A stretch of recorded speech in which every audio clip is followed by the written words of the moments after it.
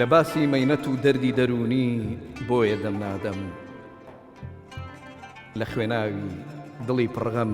کەسینە مەوجەدا تادەم غەمم دێتێ کە بۆوە کۆدەک ئاگر بەردەمە کاغەز لە بۆ نووسینی غەمنامەی دڵم هەرگا قەڵەم دادەم هەلە پاڕانەوە ئەمڕۆ زوبان و دڵ لە کارایە زوباناوەر کە بەستە زمانە سبحەینێ کە قوچادەم بە حەق هەر حەق بەنا حەق ناحەقم وتووە لە ڕۆژێ بووم بە حەق هەر حەق بەنا حەق ناحەقم وتووە لە ڕۆژێ بووم وەکو مەنسوور ئەگەر بشم کوژن ناکەم لە حەق لادەم بڵا گوڵ ئاتەشی تێبەر ببێ پەروانە بێ بولبول دەبێ هەر بچمە باغ و ڕازی دڵ شەمێکی بەربادەم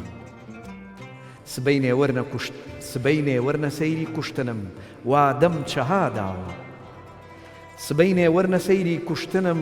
وادەم چەهاداوە لەسەر وادەی درۆی ئەو نادەم ئیتر وادە قەت نادەم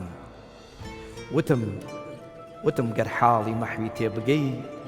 ڕەم بەم حەدە ناکەی وتی ئەو تێ نەگەیوە من پەریم ئەو بەنی ئادەم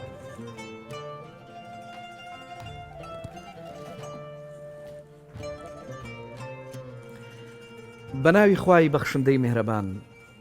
دەگەڕنەوە ڕۆژێک شێخ حەسەنی خەرەقانی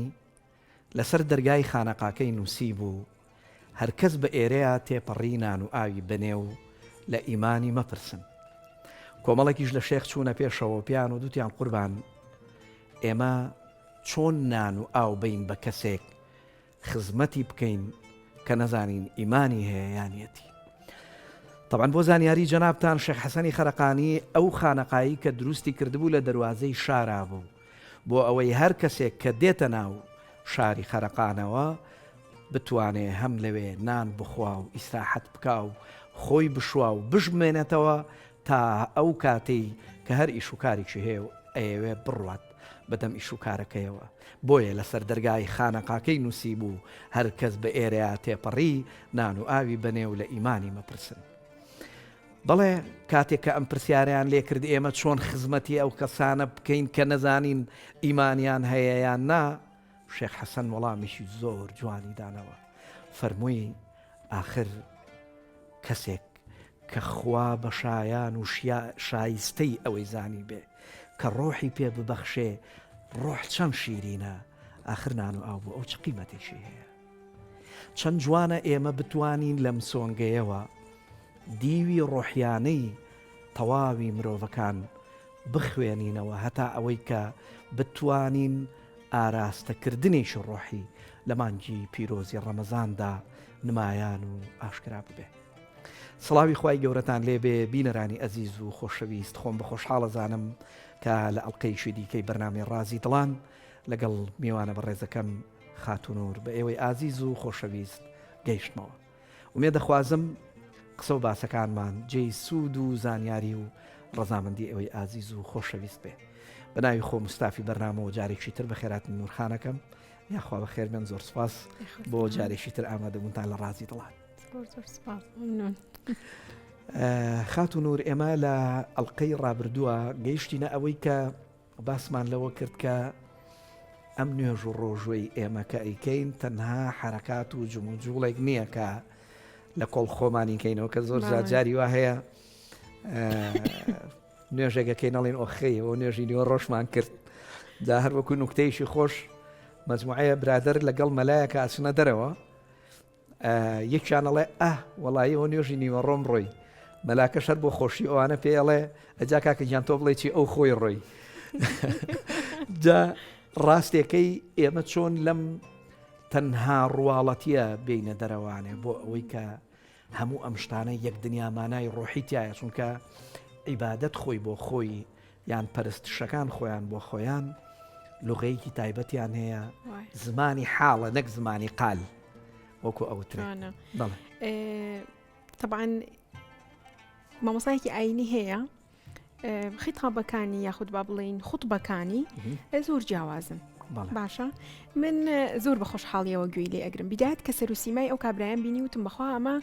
احتیرامی تەواوم هەیە بۆیان ڕیزیان لێ ئەگرم جهودێکی زۆر زۆر گەورە ئەکەن منیش وتم بەخوا یعنی هەموویانەها یەک ڕێچکەیان هەیە لەسەری ئەڕۆن بەڵام بۆ یەکجار نازانم چۆن بڕیارمدا کە دانیشم گوێ لە خوتبەکەی بگرم کە گوێم لێگرت بە تەواوەتی جیاواز بۆ خوتبەکەی لە دڵی خۆم وتم ئەمە چۆن ئەم مامۆسایە ئاینیە جیاواز لە خطابەکانی تر ئەم قسانەمان بۆ ئەکا سوتفەتەن پۆدکاستێکی هەبوو لەگەڵ برادرێکە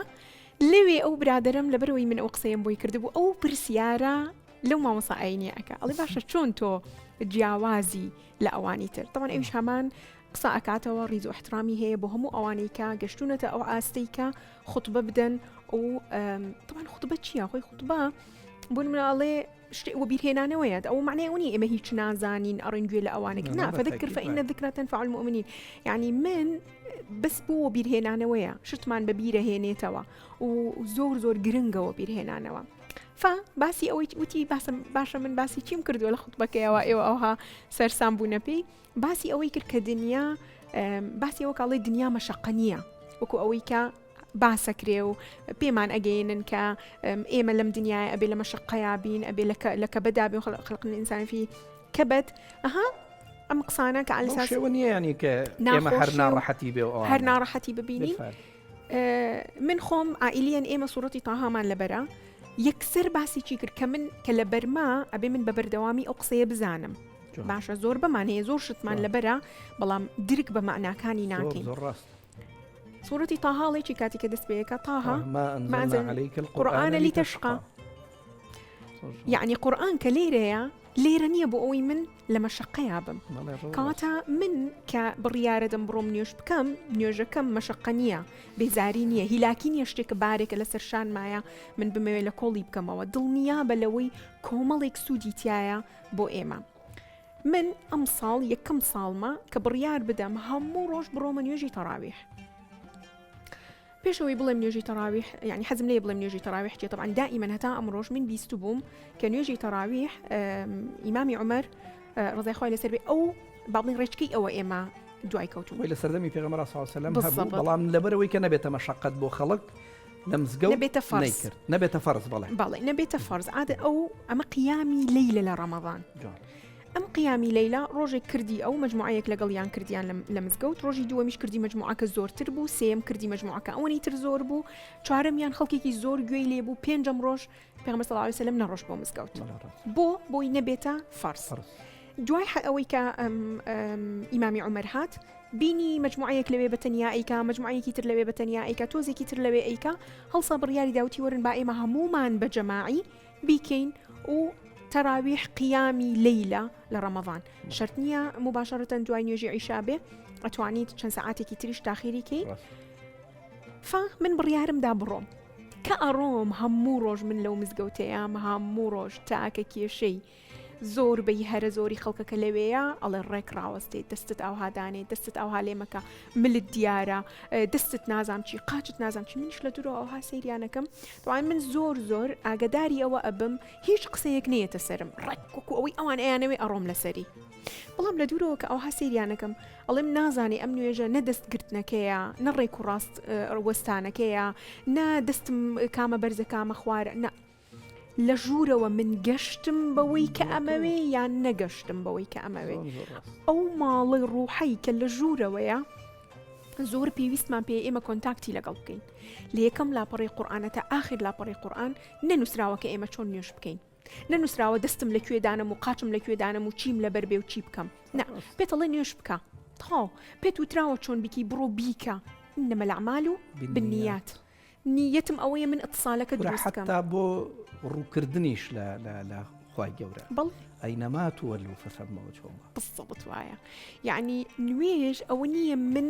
ئەو حرکاتانە بکەم کە ئەوان ئەیانەوێ ئەو هیلاکیە نییە کە من بمەوێ بیکەم هەر کەسێک بزانێ ئێمە بۆ نوێژەکەین بۆ لەم کاتانەیە ئەیکەین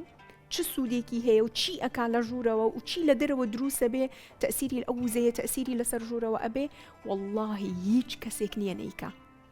هەمووی ڕووی تێئەکە لەوانەیە بڵی باشە ئەی ئەوانەی دینی ئیسلام لەسەر دینی ئیسلام نەبن ئەوان چی بکەن یعنی ئەوان سوود نابینن نە هەموو دیاناتەکان ڕوویان لەخوایە فهەر یەکە بە هەر شێوازێک ئەیکا هینی خۆیەتی یعنی حڕیە شخصیە کامەی هەڵەبژێرێ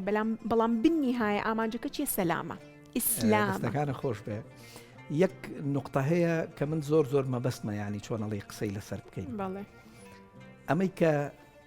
ینی ئێمە ئەگەر بۆ نمونە مسلمانین یەکێک لە عاریفەکان ئەڵێ کێشە لە بوونی مسلمان و مەسیحی و جوولەکە و یەزیدی و چوزانم ئەبازی و ئەمانە نییە تۆ ئەگەر مسلمانیشی باش بە ئەگەر مەسیحیت مەسیحیەکی باش بە ئەگەر جوولەکەیشی باش بە ینی پەیامی خوا یەک نقطەیە ئەویش ئەوەیە کە بەڕاستی بە ئینسان ئەڵێ هینێکی کابرایەکی نەخوێنەواری خۆمان لیان پرسی بوو لە کابرایەکی پرسی بوو ئەو قورئان خوێن بوو توی کاکە تۆ ئەزانی ئەم قورئانە هەمووی باسی چیەکە ئەوشتوینە وەڵامە حاجیژیان جا 30 دانە جوزە قورئانە و 6,000 و ئەوەنە ئاەتە و من بەچی بۆ دڕونکەم و هەموو قورئان باسی چیەکە ئەم نەخوێنەوار بوو بۆم پرسیاری کردبوو وتبی وڵی من نەزانم باسی چیەکە لەم سەر بۆ ئەو سەری قورئان توی باسی چیەکە وتیڵێ خاسکە و خراو مەکە ینی چاکە خراپە مەکە ینی پەیامی هەموو ئاینەکان ئەمەیە بەڕاستی کە پێمان ئەڵێن پرسیارەکەی من ئەمەیە ئێمە وەکو مسلمان بۆ نەمانتوانیوە ئیسمەکەمان دەلالەت لە موسەما بکە بۆچی نەمانتوانیوە ینی بەڕاستی ئەوەی کە ئەیڵێن بەدەم کە لە کاتێکە ئێمە کە باز لە شەریعەت ئەەکەین شەریعەت کۆمەڵی یاسا و ڕێسایە کە تۆ جێبەجێی ئەەکەی کاتێک جێبەجێی ئەن ئەەکەی ئەبێ بە طریقەت ینی شەریعەت و طریقەت کاتێ لە یەکەی ئەبێ بە حەقیقەت ئیتر حەقیقەتی ئەنواری ئیلاهی بۆ تۆ ڕۆشن ئەبێتەوە قسەکە لەمایە ئێمە بۆچی تا ئەم لەحزەیە نەمانتوانیوە ئەو مسلمانە چاکە بین یان ئەو مسلمانە بین لانی کەم ئەوەی کە ئەی زانین ئەوە جێبەجێکەین ینی عفوم کە من زۆر درێژی پێنێم بەس مەولانا شتێکی زۆر جوانی هەیە ئەڵێ هاوڕێکانی مستەفا صلی الله عليه وسلم ئەڵێ قورئانیان ئەخوارد نەیان ئەخوێن یەکێکیش پرسیاری لێک ئەڵێ یانی چی قورئانیان ئەخوارد ئەڵێ هەروەکو تەعامێک وەکو خواردنێک ئینسان ئەوەندە ئەخوا هەتا ئیستیفراغ نەکاو وەکوڵێ ئینتەلای پێنەکایان وەکوڵێ تەندروستی تێک نەچێت ئەوانیش ئەوەندەیان لەبەر ئەکرد هەتا ئەوەی کە بتوانن بیخەنە ناو ژیانی کردەی و عملی خۆیانەوە پرسیارەکە ئەمێ ئێمە بۆ ناتوانین ئەمە بکەین ئەمەیە کە ئەڵێ گۆڵ و فعل یعنی من چی ئەڵێم ئەوە ئەکەم بەڵام ئێمە وامان لێ هاتووە طبعا لە مەوروثەوە بۆمان ماوەتەوە ئەمە بۆ ماوەیە ئەوان ئەڵێن بۆ نموناتۆ بە کچێک ئەڵێ بۆت نییە بەم شێوازە جلە بڕۆیتە دەرەوە ئۆکەی پێت ناڵێ بۆ نمونە دووشت هەیە تۆ ئەبێ ئیتیباعیکەی شەرعەن جائزە یان جائز نییە دووەمیشیان سەوابن ئایا ئەمە صائبە یان صائب نییە ئەمە بۆم هەیە نیظامن ئەو نظامی کە تۆ لەسەری ئەژیت ئەو قانونەی کە تۆ هەتا ئەو عادات و عورفەی کە تۆ هەتا ئەو عائیلەی کە تۆ تایە گەورە بووی خۆ زۆر شت هەیە حەقی بە حەڵاڵ و حەرامی نییە بەڵام لەبەر بۆتە عادەت لەنەوە عادەتی عائیلەکەم هەیە کولتوری منە شارەکەمە شوێنەکەمە کاتە صائبە نظامن من جێبەجێیەکەم شەرعەن جائزە جێبەجێیەکەم بەڵام ئێمە چی کوشتمانی وتیان بۆتان نییە وتی ینی وامان لێ هات مێشکی خۆمان بەکار ناهێنین من خۆم 2014 یەکەم جارم بوو مێشکم بەکار بێنم لەو بابەتە لە 2014 دەستم پێ کرد من پرسیار بکەم باشە بۆم نییە بۆم نییە چۆن بۆم نییە کی وتی بۆت نییە ئەی باشە ئەوەی کە وتیشی زۆر سوپاس یەکەم جهدێکی کرد هیلاک بوو گەڕا بەڕاستی هەوڵیدا بۆ ئەوەی من تێبگەێنێ ئەی دەوری من کووە منیشۆکو ئەو مێشکم هەیە منیشۆکو ئەو بەشەرم کاتە ئێستا کاتی ئەوە هاتووە منیش هەوڵ بدەم هاڵی سەرسرم سەرچاوم کتابەکان ئەخوێنمەوە گوێی لێ ئەگرم پرسیار لە دەوروبەر ئەەکەم ئەوانی کە ئەهلی ذکرن لە بابەتەکە بەڵام لەگەڵ ئەوەش لە بیرت نەچی استفتی قەلبەکە وین ئەفتەوکە ناسە ئەفتەوکە کەواتە یعنی قسەی دقیقی جەنابیشت و ئەتوانم بڵێم زۆرێکیش لە عاریفە گەورەکان ئەمەیە کە ئێمە جۆ بۆ دڵی خۆمان ناگرین بۆ دەنگی دڵی خۆمان ناگرین یعنی هەمیشە جۆ بۆ دیوی دەرەوەی خۆمانەگرین بەڵام لە کاتێکا کە ئەبوو بگەڕاینایەتەوە بۆ ناوەوەی خۆمان و بۆ ناخی خۆمان یەکێک لە عاریفەکان قسێکی زۆر جوانی هەیە نورخان ئەڵێ کاتێک کە خوا ئەفەرمێ فطرة الله التي فطر الناس عليها ناس ناڵێ مسلمین ناڵێ مؤمنین فطر الناس عليها ئەڵێ لای ئێمە وا تەرجەمە کراوە کە هەر بە فیترەت خەڵک مسلمانە، یعنی هەر بە فیترەت خەڵک ئیسلامە،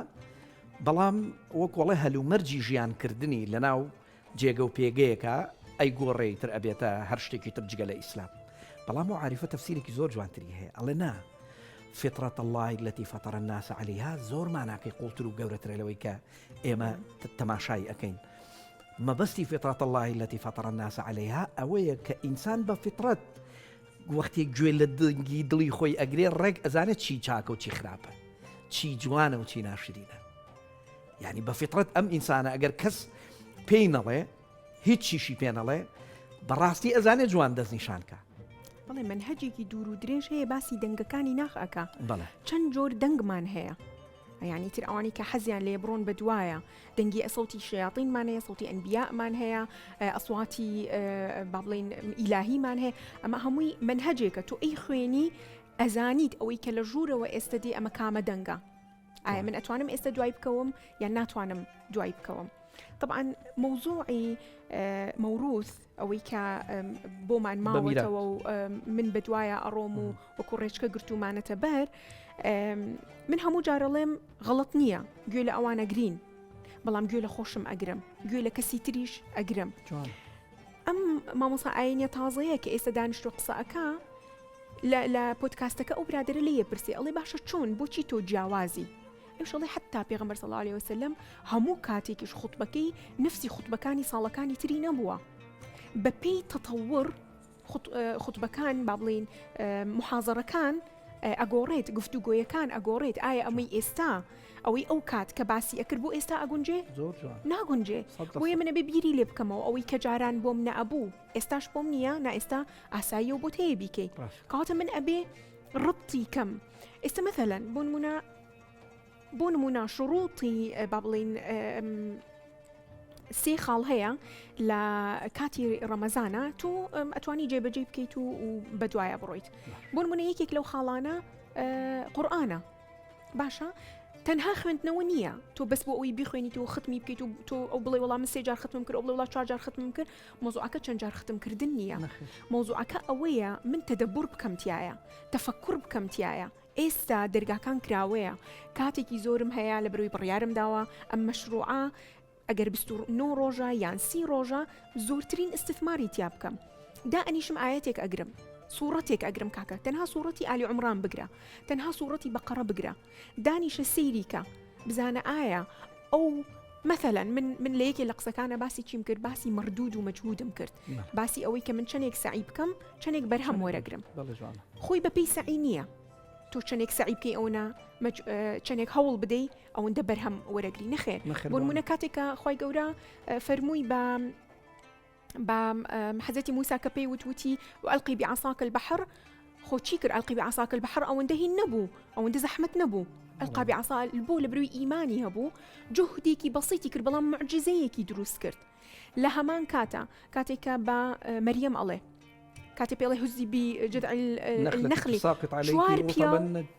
چوار پیا و ناتوانێ ئەو جوڵاندنەی ینی با بڵێن دار خورمایە بکات و خورمای لێ بکەوێتە خوارەوە، بەڵام جهودێکی بەسیط. وێ دائیمەن ئێمە ئەبێ لە خەیاڵمان بێت لەسەرتە جهود بکەیت. شەرت نییە ینی سیر مەکە جهودەکەت چەنێ گەورەیە چەنێ بچووکە، نە نەتیجەکە مهم نییە، مهم ئەوەیە من چەندێک هەوڵە دەم. بیهێنە قورئانەکە داینە، شەرت نییە وەڵام من مفەکر نیم، وەڵام من هینی قورئان لەسەرتە ئەبێ بیکەی کە ئەی خوێنیتەوە تا چەندێک لی ئەتوانیت بخۆت لی تێبگەی. وڵی من بەداخەوە چەند ساڵە ئەمەوێ ختم بکەم بۆم ناکرێ، جاری وایە لە یەک ئاەتە بە 2 مانگ و 3 مانگ وەساوم نەمتوانی وەیانی بڕۆم. جار لەوەی ئەجری ئەمە زۆر گەورەتر بێ لە ئەجری ئەو ختمەکانی. شارێک هەیە زۆر جوانە، ئەڵێ من و مەجنونیان بردە بەر مەکتەب لە بۆ فێربوونی قورئان و ئەدەب. ئەڵێ من قورئانم خوێن دەوری شم داوە،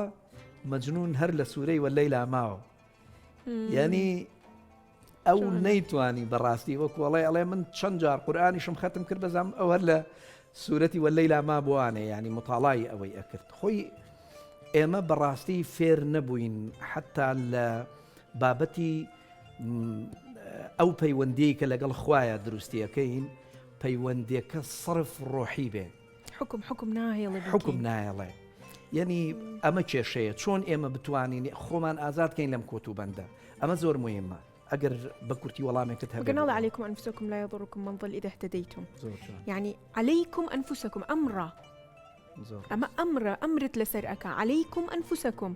كمن ديم أما بيك بلال بقورم يا من أما نور بقورم دانيشم بنور بلم أما إيشي توني وأما قصيتوني وأما توبوتني أو قصانة بكيت لير الله لا يغير الله ما بقوم حتى يغيروا ما بأنفسهم كاتتو ناتواني من بقوري أو قومي كتو بدلتني كمن بدلمني من ناتوانم بقورم حتى نفسي خوم نقورم حتى قبول نكم ناتوانم بقورم زور جار أمنو عكسانة تبريريان هيا أوكي تبرير وكو هينيكا يعني شملي وكو شماعية كمن هنا كان مفرقة دمسري والله أمنو عكسانة قصمان بوأكن والله ختاي أما والله ختاي هيك استفادة لتبرير ناكيت بقرر وبقوي من استا هول بدم تشيبكم تشي لدستم دي استا أعمل بالمتاح يأتيك الغير متاح أويك لبردستايا تشي لبردستايا من أتوانم لوي لبردست ما تشيبكم بكتابك تفسيرك بسيط دەست پێ ئەەکەم ئەتوانی بە یەک جوملە کۆتایی وەکۆڵێ ئەمس باسی لەیلەة القدر بکەم بەداخەوە کە لەیلەة القدر خير من 1000 شهر 1000 شهر